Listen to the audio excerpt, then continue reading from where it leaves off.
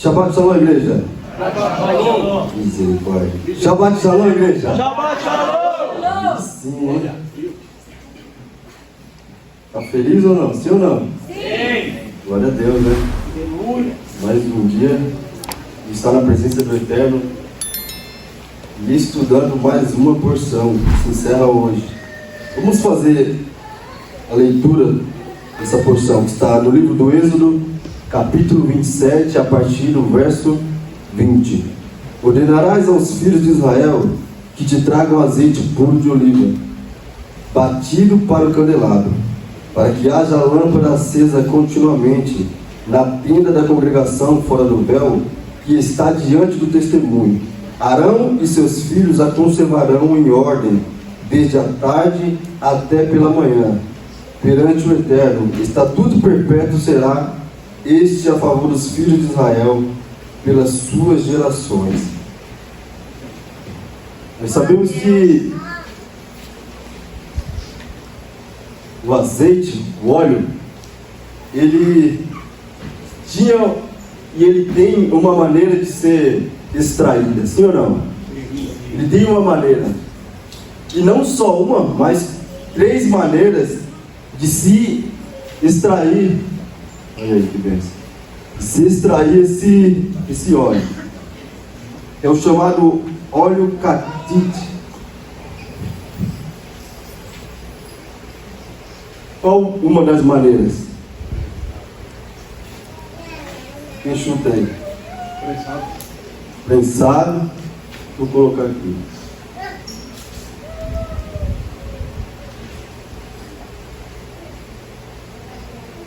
Prensado, esmagado,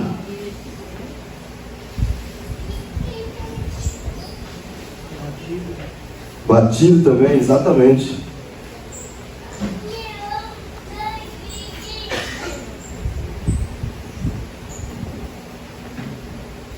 E na verdade ele era moído. E só havia desses 3 aqui, só um óleo que servia para o uso na menorá, que era o óleo esmagado, o óleo que era ali esmagado de uma forma diferenciada, e somente aquela primeira gota que saía ali daquela azeitona é que era utilizada para a menorá.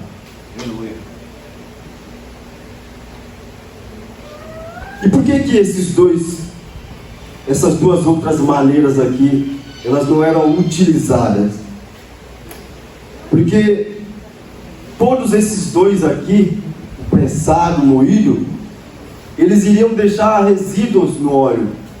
Então, se esse óleo que foi ali moído, que foi prensado, ele tivesse ali algum resíduo, ele não poderia ser usado para acender a menorá.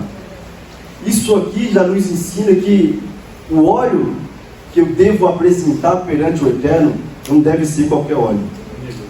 Não deve ser qualquer óleo. Vamos fazer uma alusão aos nossos dias. A oração que eu apresentar a Deus não deve ser qualquer uma oração. Não deve ser qualquer oração.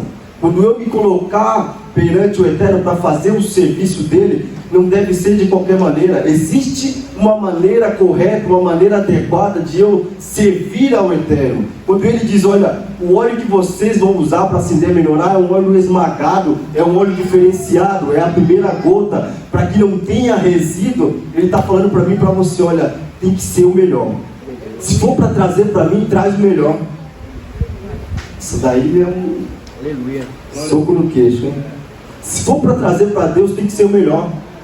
Eu não posso trazer qualquer coisa, eu não posso apresentar qualquer oração, eu não posso apresentar qualquer serviço, e principalmente eu não posso fazer o serviço de qualquer maneira. Essa porção ela também fala sobre serviço, e eu aqui já quero perguntar: como é que está o teu serviço perante o Eterno? Como está o teu serviço perante a Deus? Porque as pessoas elas querem muito servir a Deus, quando estão naquele momento, eu digo até que é no ápice da adoração, no ápice da fé, elas querem muito servir a Deus, elas querem fazer tudo dentro da igreja. Mas vai chegar um momento que essa fé, ela vai passar a ser testada. Vai chegar um momento que essa fé, ela vai passar a ser esmagada, ela vai passar a ser prensada e ela vai também ser moída, para saber até quando você vai ficar de pé, para saber até onde você quer servir a Deus, para saber até onde você vai aguentar, ou para ver também se você não está fazendo o serviço querendo algo em troca. Aleluia. E às vezes, eu até falei sobre isso com um amigo essa semana, às vezes a gente esquece que nós precisamos passar por lutas. Às vezes nós esquecemos que precisamos passar por dificuldades. E por que eu digo que precisamos? Porque se você vive uma vida inerte, uma vida da melhor maneira, do jeito que você quer, você tem tudo, não te falta nada. Aí eu te pergunto, em que Deus vai ser glorificado na tua vida? Em nada. E eu já faço alusão à vida de José. Estava tudo muito bom, estava tudo muito bem na vida dele, na vida da família, dos irmãos. E se continuasse daquela maneira, em que Deus iria se manifestar? Porque nós dizemos que nós temos um Deus do impossível, um Deus que tudo pode, um Deus que tudo faz, mas como Ele vai se manifestar na minha vida como um Deus do impossível, se não há impossibilidades, se não há empecilhos na minha vida? Por isso, eu até falei para esse amigo meu, olha, é necessário que tenha as lutas, é necessário que tenha as dificuldades, para que você possa ser aperfeiçoado. É necessário ter as lutas, é necessário sim que você seja esmagado, é necessário sim que até mesmo seja moído. Aleluia. Porque quando você é esmagado, aí sai aquele óleo, o óleo que vai ser usado para melhorar, o óleo que vai ser usado para te acender e não iluminar apenas você, mas sim todos aqueles que estão aqui ao redor. Vamos continuar, porque senão não vai dar tempo, hein? Se empolgar já era. Esse azeite, ele tem uma característica única. Se você põe esse óleo misturado com outros resíduos, ele vai se misturar? Não vai se misturar. Esse óleo, ele vai sempre ficar na superfície, ele vai sempre ficar ali na parte de cima.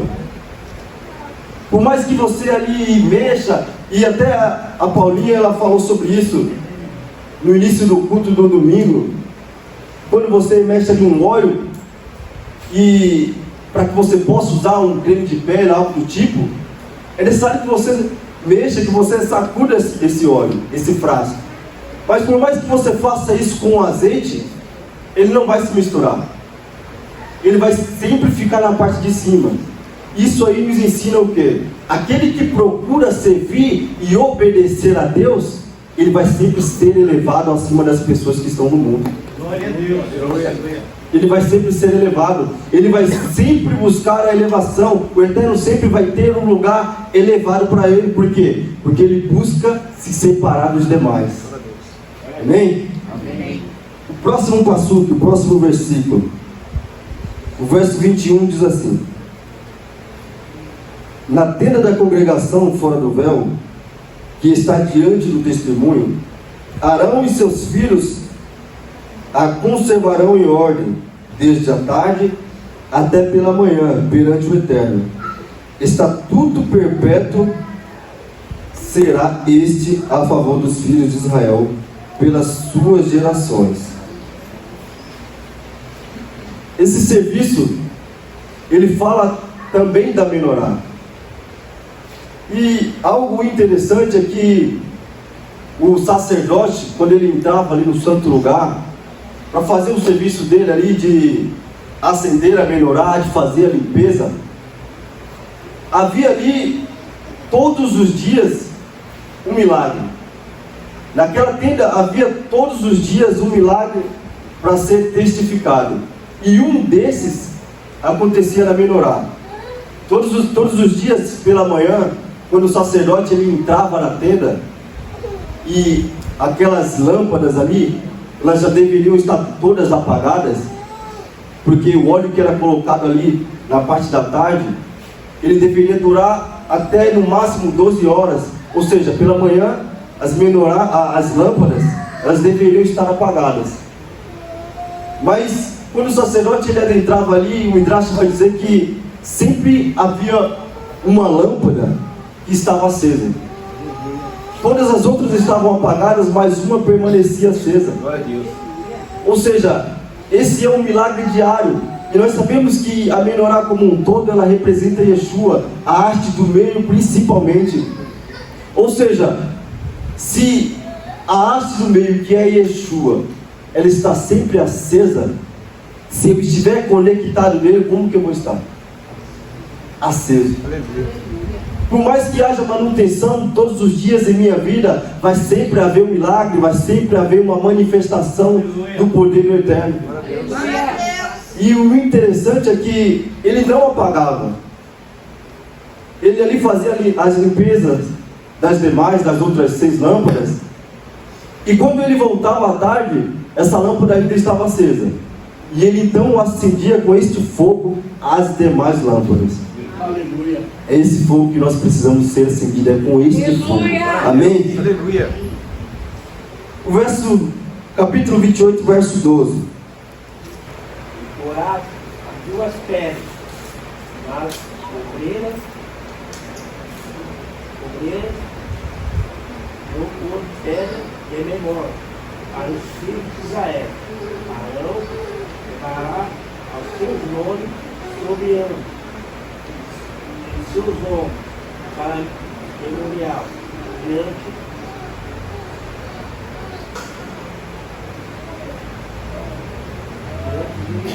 Do Eterno. É isso mesmo, glória a Deus. O versículo que o João acabou de ler, ele fala a respeito das 2 pedras que ficavam ali acima dos ombros do sacerdote, do sumo sacerdote. Essas 2 pedras ali, de cada lado, em cada pedra estava escrita os nomes das 6 tribos. Ou seja, é notório que o sumo sacerdote, ele carregava nos seus ombros as 12 tribos de Israel. Ou seja, se o sacerdote ele carregava essas 12 tribos nos ombros, e o sumo sacerdote, o Kohen Hagadol, ele é uma representação de Yeshua. Quando Yeshua ele está ali carregando o madeiro desde a cidade até o lugar da sua crucificação, ele estava carregando os pecados de todas as 12 tribos. Perceba qual tamanho era o peso daquela cruz, daquele madeiro que Yeshua estava carregando. E quando eu digo perceba o peso, eu estou falando aqui por parábolas, porque nós sabemos que o madeiro ele era pesado sim, mas trazendo para uma visão espiritual, Yeshua carregava o peso do pecado das 12 tribos. Ele carregava o peso do pecado, o peso da morte de cada um daquelas 12 tribos. Perceba a tamanha era a responsabilidade de Yeshua. Perceba a tamanha era a responsabilidade do sumo sacerdote. E quando nós falamos de responsabilidade, nós sabemos que o sumo sacerdote é uma representação de Yeshua. E Israel é considerada uma nação sacerdotal. Aleluia. Amém? Uma nação sacerdotal. Então, se ela é uma nação sacerdotal, perceba que Israel, ela carrega sobre os seus ombros o peso de toda uma nação, de todo mundo. Ou seja, se o sumo sacerdote é uma representação de Yeshua, Israel é uma nação sacerdotal. Então Yeshua não carregava apenas o pecado das 12 tribos, mas sim o pecado de todo mundo. Aleluia. E como eu posso provar isso? No livro de João, capítulo 19. Vamos abrir aí, João capítulo 19, verso 17. Levando a sua própria cruz, ele saiu para um lugar chamado Caveira, em aramaico chamado de Gólgota. Ali o crucificaram e com ele 2 outros, um de cada lado de Yeshua. Glória a Deus.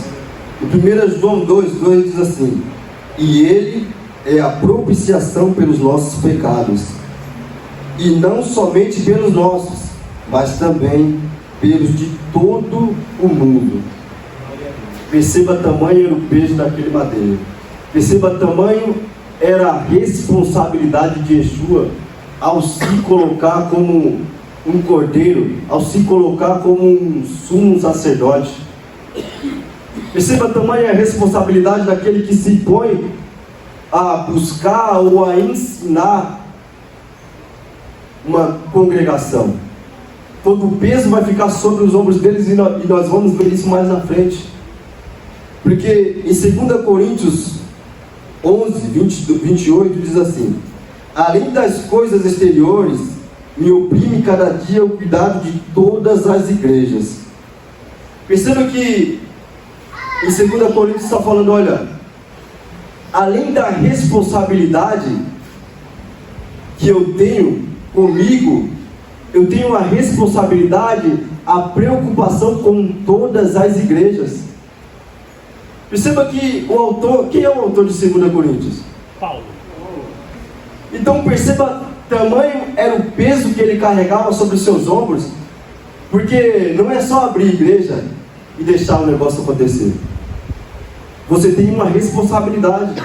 Há uma responsabilidade sobre os ombros daquele sacerdote.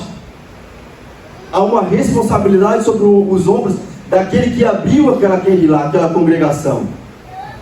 Perceba que essa pessoa, ela necessita de oração. Essa pessoa, ela necessita que pessoas intercedam por ela. Porque Paulo diz aqui, olha, além das coisas exteriores, me oprime cada dia o cuidado de todas as igrejas.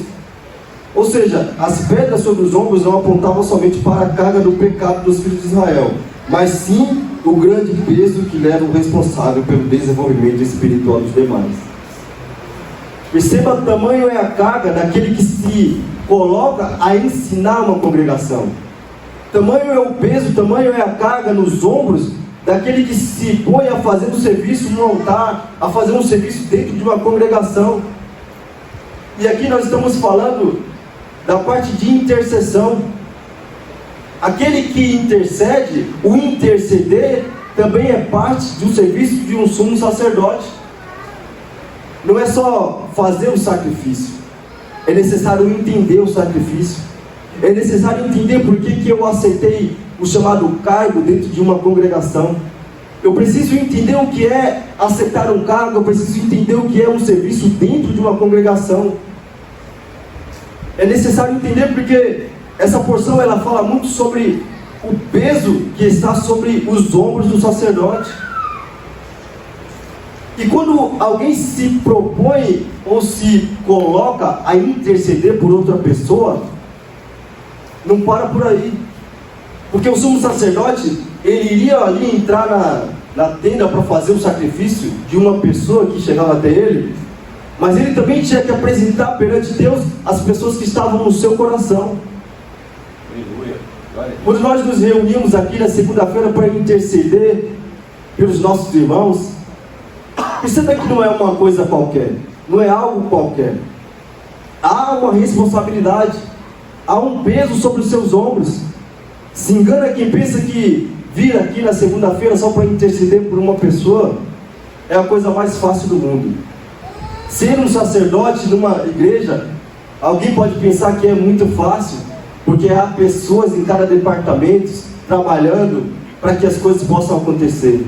Mas e o peso? O peso que está sobre os ombros, a carga que está sendo carregada, o peso espiritual. Essa porção, ela nos faz refletir muito sobre essa carga que está sobre o sumo sacerdote. Todos iam até o sumo sacerdote para fazer expiação pelos seus pecados. Mas será que alguém se colocava, se prostrava dentro da sua tenda para interceder pelo sacerdote? Para buscar pela vida dele? Para interceder por ele? Para que o Eterno pudesse continuar o preservando, conservando?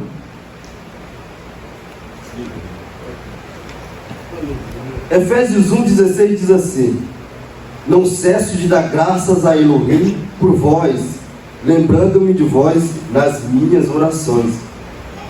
Perceba que quando eu me coloco a interceder, é isso que eu tenho que fazer. Eu tenho que lembrar de cada um que está no meu coração, não só daquele que me pede uma oração, que eu sei que está necessitado. Existe todo um grupo que precisa de oração, existe todo um grupo que precisa ser apresentado perante a Deus. E é isso que o sumo sacerdote ele fazia, apresentava pessoas diante do Eterno.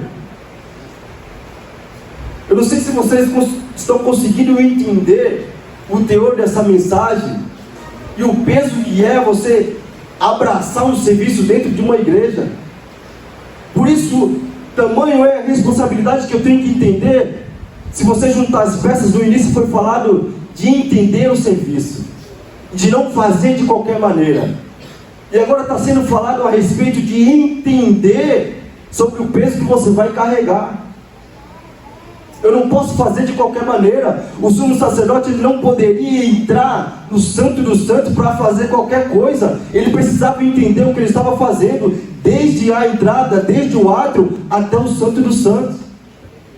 Vamos trazer para os nossos dias. Quando você entra por essa porta, você tem que entender o que você veio fazer aqui. Tem que estar intrínseco dentro de você qual que é a sua função aqui dentro. O que você tem que fazer para que o reino possa funcionar, para que a manifestação do Eterno possa vir sobre nossas vidas, sobre esse lugar e sobre a vida de outras pessoas. Eu preciso entender. É muito falado aqui nesse lugar a demora de não acontecer a restauração. É muito falado aqui sobre isso. E eu não sei vocês, mas eu me pergunto muito o porquê não aconteceu, o porquê ainda não aconteceu. É lógico que tem muitas coisas a serem consertadas, mas até quando nós vamos ficar aguardando? Até quando nós vamos ficar no banho-maria? Até quando nós vamos ficar esperando Deus acender o fogo? Se você não levar as madeiras para que esse fogo possa ser aceso, nunca vai se acender. Nunca vai se acender. É necessário, eu vou deixar até mais claro, é necessário que você faça o seu sacrifício também. É necessário que você saia do seu lugar, da zona de conforto. É necessário que você entenda que o nosso serviço aqui é trabalhar não só por mim, mas por toda uma congregação. Glória a Deus! Se o sumo sacerdote pensasse apenas nele, como ficaria todas as 12 tribos? Eu preciso entender de fato o que eu tenho que fazer aqui. Qual é a minha função? Para que eu fui chamado? Porque o que eu falo muito com a minha esposa é o seguinte: como é que nós vamos restaurar se nós não buscarmos conhecimento? Como é que eu vou falar de restauração se eu não sei o que é? Como é que nós vamos lá fora alcançar pessoas, falar de restauração, falar de vida com Deus, falar de Torá, se eu não sei o que é? Eu preciso entender para conseguir aplicar. Eu preciso entender. E uma coisa muito interessante é que Yeshua, depois da sua ressurreição, ele fica 40 dias ministrando os seus discípulos. Sim ou não? Ele fica 40 dias. Vamos do início. 50 dias após a ressurreição de Yeshua.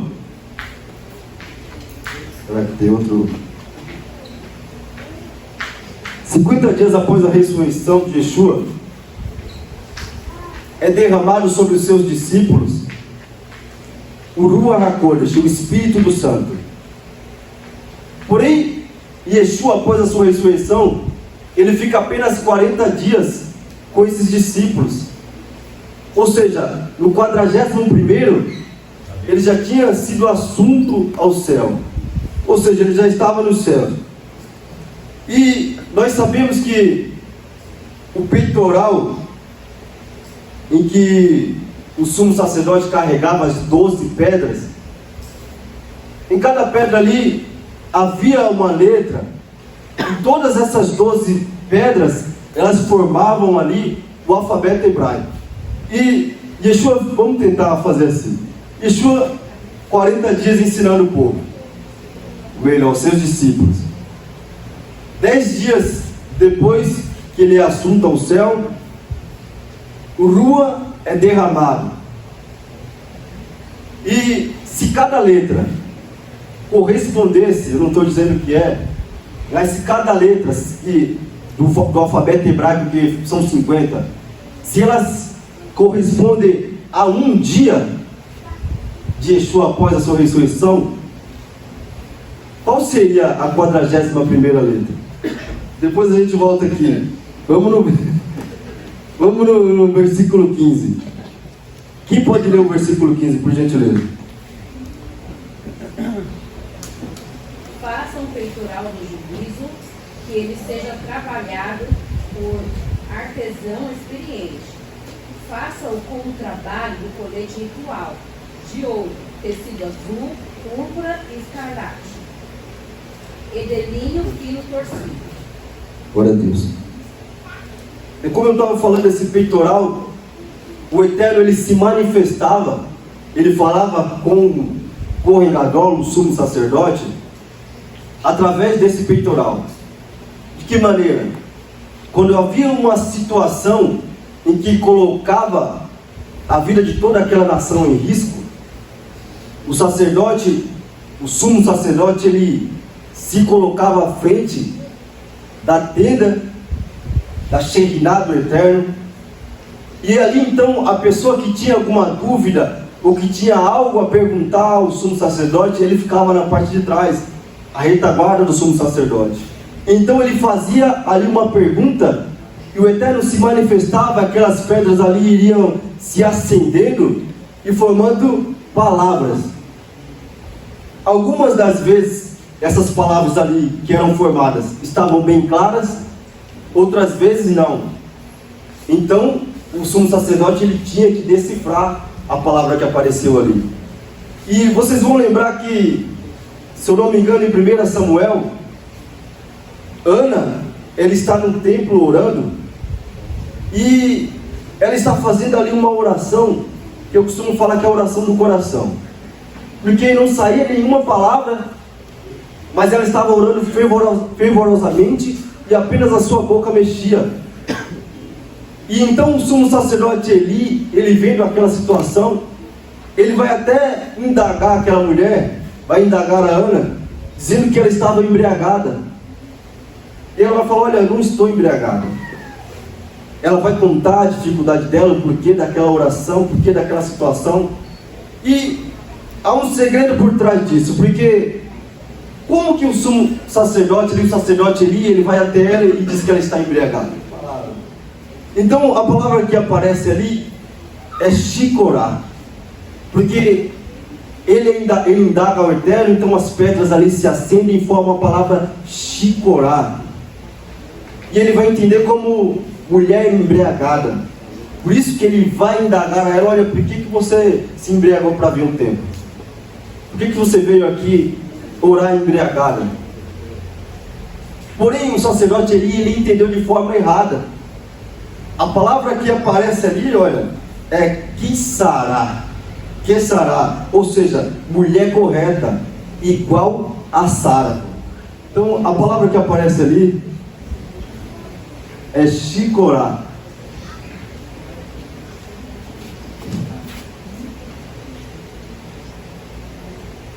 Ou seja, o sacerdote, ele entende essa palavra Shikorá como mulher embriagada.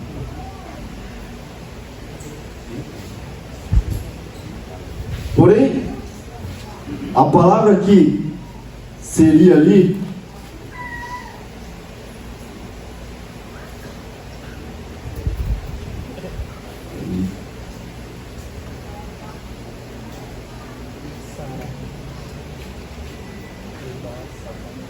igual a Sara. Quando eu falo a respeito dessa interpretação que o sacerdote ele tinha que ter, eu até volto ao assunto que eu estava falando a respeito de Yeshua, aquelas pedras que estavam ali à frente do seu peitoral, do éfode, elas formavam 50 letras, que era correspondente ao alfabeto hebraico. Não falta mais nada.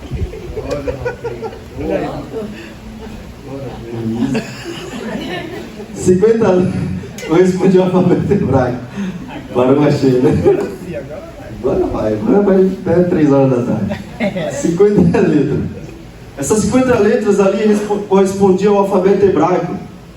Yeshua, ele fica 40 dias após a sua ressurreição, ministrando aos discípulos.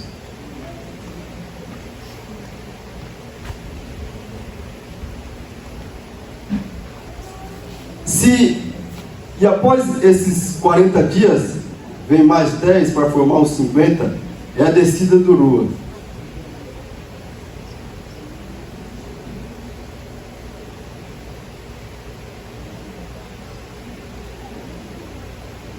Se cada letra corresponder a um dia, Yeshua ficou 40. O 41º dia, ele já estava assunto ao céu. E essa letra, vou até pôr aqui sim. O 41º já estava assunto ao céu. E essa letra, Yud, que é a primeira letra correspondente ao nome de Yosef. Perceba que dentro do hebraico não tem nada por acaso. Isso aqui não está na Bíblia. É apenas um midrash. Mas perceba que faz sentido. Se cada letra correspondesse a um dia que ele ficou aqui ministrando aos seus discípulos, a 41ª letra correspondente ao 41º dia, quando ele já estava no céu, essa letra é o Yud, que é a primeira letra do nome Yosef. Ou seja, a representação de Yeshua, filho de Yosef. Nesse 41º dia, quando ele foi assunto ao céu, aí deu início à sua consagração e glorificação, ou seja, consagração ao sumo sacerdócio, consagração de fato ao sumo sacerdócio e glorificação de Yeshua no céu. Glória a Deus. Perceba que só após os 50 dias vem o Espírito, a capacitação sobre os seus discípulos. E ali eles também são capacitados segundo o ministério de Yeshua. Ali começa de fato a caminhada, ali começa de fato as lutas.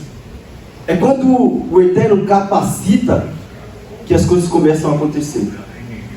Perceba que a pessoa que ela é nova convertida, eu não sei se parece que Deus ele já faz de caso pensado.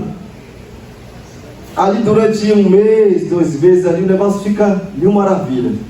É só adorar a Deus, glorificar de pé, dar salto mortal dentro da igreja. Não tem luta nenhuma. Mas a partir de determinado tempo começa o negócio a ficar feio. Aí o cara pensava que, eu já ouvi até isso, nossa, eu já estou há 6 meses na igreja e agora nada mudou e tal, e aquilo tudo acontecendo e as lutas vindo. As pessoas elas pensam que as coisas vão acontecer igual miojo, Daniel. Aleluia.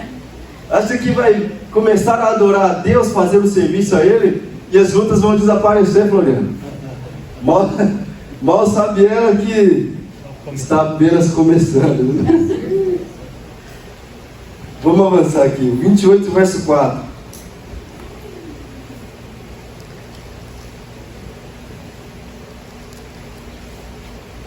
(28, 34).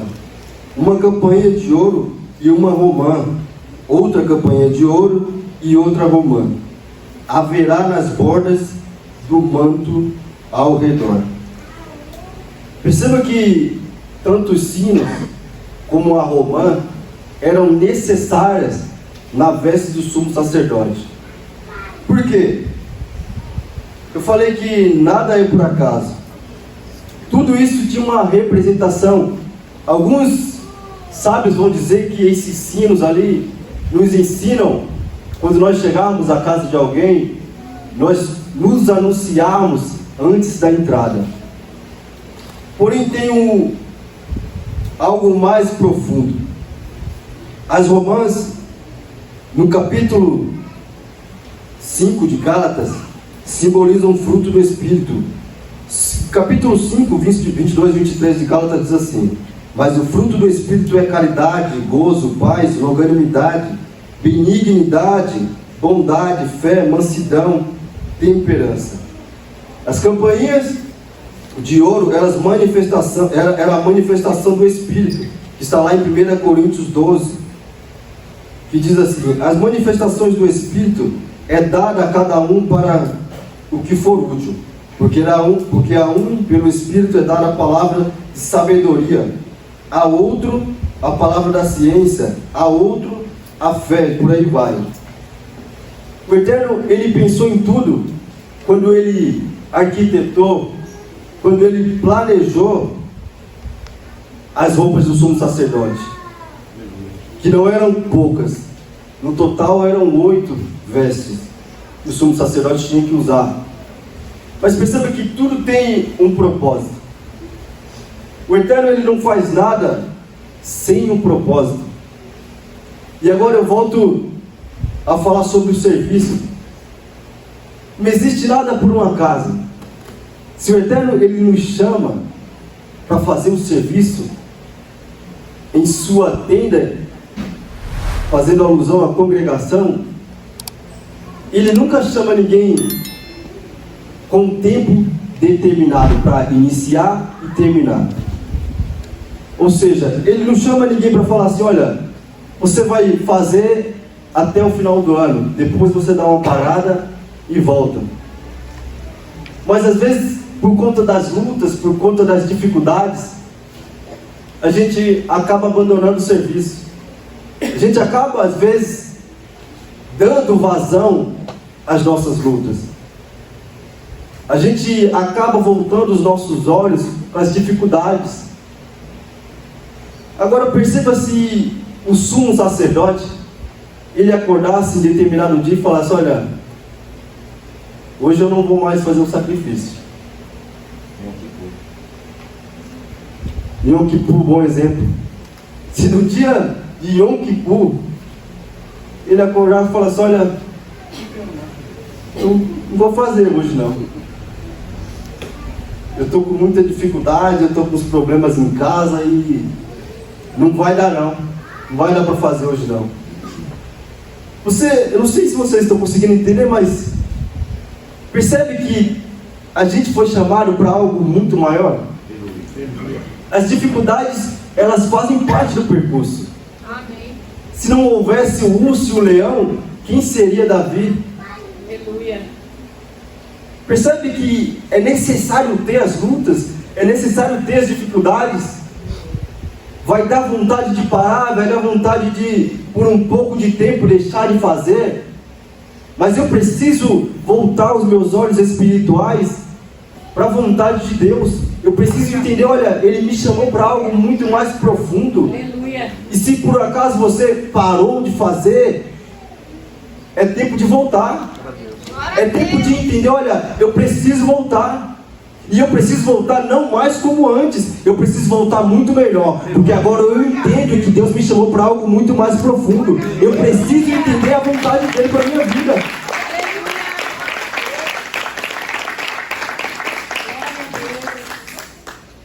E por que voltar melhor? Porque agora você volta munido de palavra. Você volta diferente. Glória a Deus. Você volta calejado, você já tomou as pancadas, agora você sabe ministrar a vida de quem está tomando a pancada. Percebe que é necessário que você tome a pancada, que você enfrente determinada luta, para quando alguém vir até você falar: olha, eu estou passando por essa dificuldade, essa e essa. Glória a Deus. Você vai dar risada e falar: olha, eu passei por esse vale. vai por esse caminho, por esse aqui, faz isso, faz aquilo, planta dessa maneira, que você vai colher dessa maneira. Você não está enfrentando a luta por acaso, você não está passando dificuldades por acaso. É necessário que você enfrente, sim, é necessário que você lute, mas é muito mais necessário que você continue de pé. Porque se você cair, se você se apagar, as outras 6, como vai ficar? As outras pessoas que dependem de você, como vai ficar? Às vezes a gente acha que não há pessoas que dependem de nós, não há pessoas que se espelham em nós. As pessoas se enganam. E eu sempre volto no exemplo do Marcelo, que a gente chamava de Marcelo Novo. Quando ele acendeu a menorá dele, quantas pessoas foram iluminadas através da vida dele? Quando ele entendeu que era necessário pagar um preço, ser esmagado e entender que tudo que ele passou havia um propósito, tinha um propósito, ele entendeu, buscou a Deus, a menorá foi acendida e aqueles que estavam em volta foram acesos, entenderam o propósito de Deus. Então eu quero dizer para você que você não está passando por essa dificuldade à toa. Existe um propósito nisso, amém? Amém. Capítulo 29, verso 38. Isto é que você deve oferecer sobre o altar 2 cordeiros de 1 ano, de forma contínua, todos os dias. Ofereça um cordeiro pela manhã e outro cordeiro ao escurecer. O Eterno ele fala sobre um sacrifício contínuo, onde é necessário fazer um sacrifício todos os dias. Se esse sacrifício ele é contínuo, não poderia haver pausas. Agora vocês vão entender o porquê de falar de todo o serviço. Ele fala que o sacrifício deveria ser contínuo. No hebraico tamid, contínuo. Não deveria parar. Ou seja, pela manhã, o sacerdote ele fazia o sacrifício de um cordeiro. À tarde, ele fazia um outro sacrifício. Porém, esse sacrifício eterno determinou que fosse feito todos os dias, sem pausa. Independente da festa, independente do que acontecesse. E no livro de Ezequiel 46, fala ali a respeito do mundo vindouro, do milênio, onde Yeshua ele vai reinar.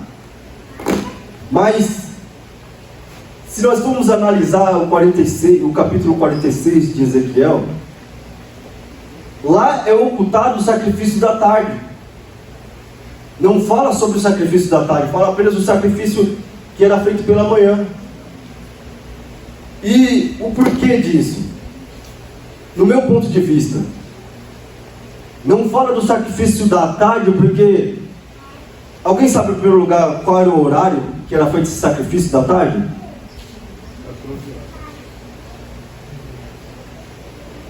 Entre 14 e 15 horas, exatamente. A hora? Nona. E a hora nona, ela tem a ver com mais alguma coisa? Tudo isso. E o sacrifício de Yeshua. Foi nesse horário que ele morreu. Eu acredito que ali é ocultado. Não vai ser feito esse sacrifício, porque esse sacrifício faz alusão à morte de Yeshua. Mas por que não mais fazer esse sacrifício? Porque já foi feito uma vez por mim e por você, e não há mais necessidade de fazer mais uma vez. Já foi feito um sacrifício para que você estivesse aqui hoje, para que você entendesse qual é o seu chamado, qual é o plano que o Eterno tem para mim e para você. Ou seja, não vai ser mais necessário, não é necessário que você se volte para trás, que você olhe para trás. Apenas, eu costumo falar, olha para trás só para dar tchau. Só para dar tchau ao seu passado, porque você não vai mesmo precisar retornar. Você não vai mais precisar voltar lá, porque já foi feito um sacrifício para que você estivesse aqui hoje. Já foi pago um preço, e preço grande, Aleluia, glória a Deus, para que você estivesse aqui. glória a Deus. Percebe que desde o início da Paraxá o Eterno vem falando de sacrifício, vem falando de você ser esmagado, de você ser prensado, de até mesmo ser moído. Tudo isso para que você possa entender o seu propósito.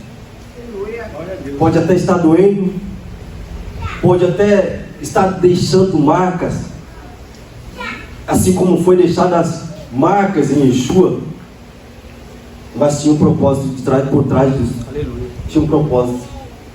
É necessário que você enfrente as lutas.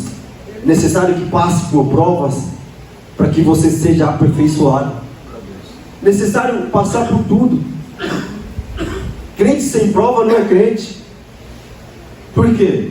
Sem prova o Eterno não vai ser glorificado. Não vai haver um porquê ele se manifestar na sua vida e nem na minha vida. É necessário que enfrentamos sacrifícios. É necessário passarmos por sacrifícios. Entenda o porquê desse sacrifício. Como foi falado, nada é por acaso. O que essa luta tem te ensinado? O porquê que o Eterno está te esmagando tanto, está te prensando tanto? Será que não há um propósito nisso? A azeitona era esmagada para extrair o melhor dela. É no momento em que você é esmagado, é no momento em que você é prensado, que você vai dar o seu melhor. Aleluia. É nesse momento, é só em meio à luta que você vai entender, porque o Eterno ele nunca te deixa só em meio à luta.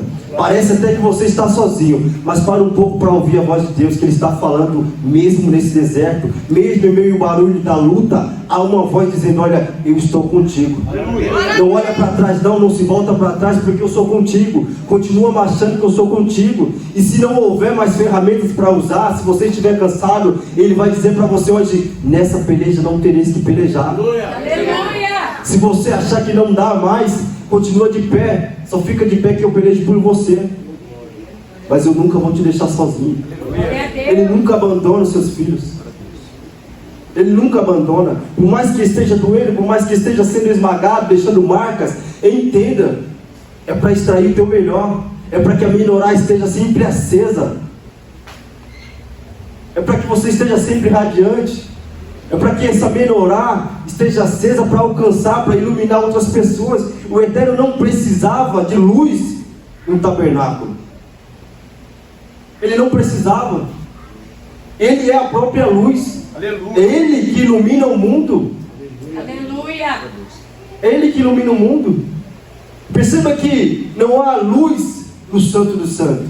Perceba que não há pão no Santo dos Santos, não há vinho no Santo dos Santos, porque Ele está falando para mim e para você: olha, eu não preciso comer, eu não preciso beber, eu não preciso de luz, eu sou a luz, eu sou o pão, eu sou o vinho.